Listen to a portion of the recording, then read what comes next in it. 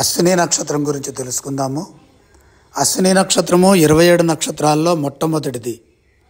అందుకే దీనికి ఆద్యః అని పేరు. అశ్విని అనగా ఒకానొక అప్సర, సూర్యుని భార్యలలో ఒక భార్య పేరు అశ్విని. అశ్విని దేవతలకు తల్లి. అశ్వః తన్ముఖాకారోస్తస్యాః అశ్వః, గుర్రపు ముఖము వంటి ఆకారము కలది. అలాగే అశ్వి అంటే ఏంటి? అశ్వులు, అశ్విని పుత్రులకు దేవవైద్యులని అశ్వి అని పిలుస్తారు. అలాగే దస్రః, దస్యంతే తృణాదీన్, గడ్డి మొదలగు వాటిని నాశనం చేసేది. అంటే తృణ సంబంధమైన గడ్డి వాటిని తినేది.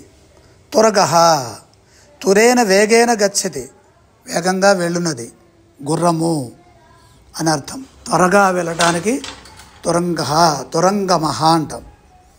తర్వాత తురగః, తురేణ వేగేన గచ్చతి, వేగంగా వెళ్ళినది, గుర్రము. అలాగే మనస్సు కూడా పేరు. తురంగమః, తురగః అయింది. తర్వాత తురగః, తురంగః తర్వాత తురగః.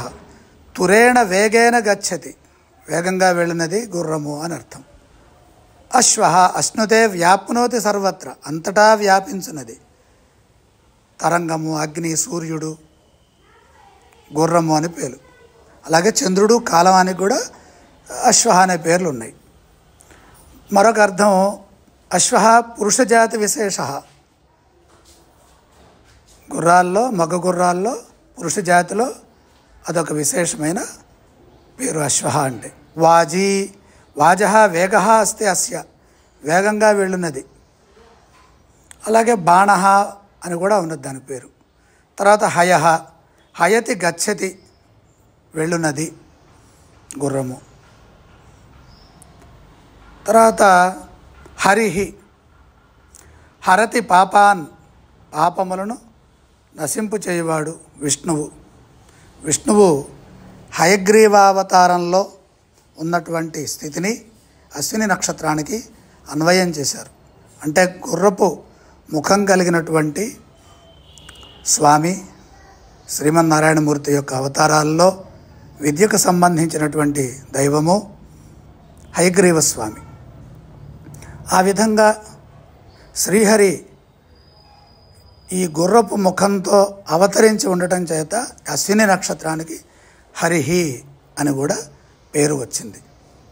ఈ విధంగా అశ్విని నక్షత్రము యొక్క పేర్లను తెలుసుకోవటం ద్వారా ఆ నక్షత్రంలో పుట్టిన వారి విశేషాలు ఎలా ఉంటాయి, వారు ఎంత వేగంగా ఉంటుంది, వారి మనస్సు, వారి ఆలోచనలు, వారి నిర్ణయాలు, వారు చేసే పనులు, దీని ద్వారా, ఈ నిఘంటువు ద్వారా ప్రాచీన కాలంలో ఋషులు మనకి తెలియజేశారు.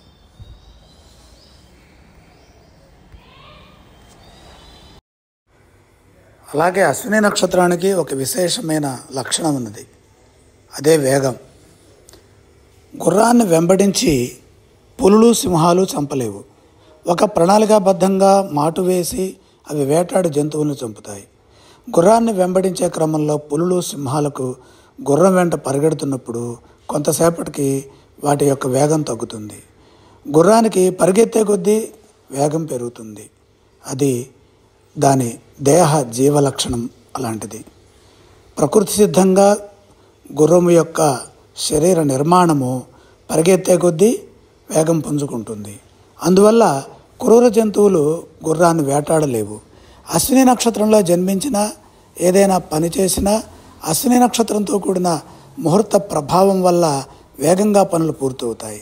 అలాగే ఈ నక్షత్రంలో జన్మించిన వారిలో చురుకుదనము ఎక్కువగా ఉంటుంది, బుద్ధిలో చైతన్యం ఉంటుంది, ఏ పనైనా వేగంగా చేయగలుగుతారు, దేన్నైనా వేగంగా పరిష్కరించగలుగుతారు, అలాగే ఆలోచించగలుగుతారు.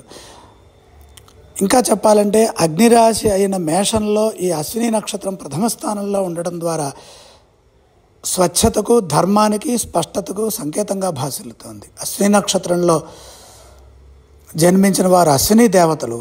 అశ్విని నక్షత్రంలో జన్మించడం ద్వారా ఈ నక్షత్రంలో చేసే పనులు, అలాగే ఈ నక్షత్రంలో పుట్టిన వారికి ఆరోగ్యం అధికంగా ఉంటుంది. నిరంతరం అశ్విని దేవతల అనుగ్రహం వీరిని కాపాడుతూ ఉంటుంది.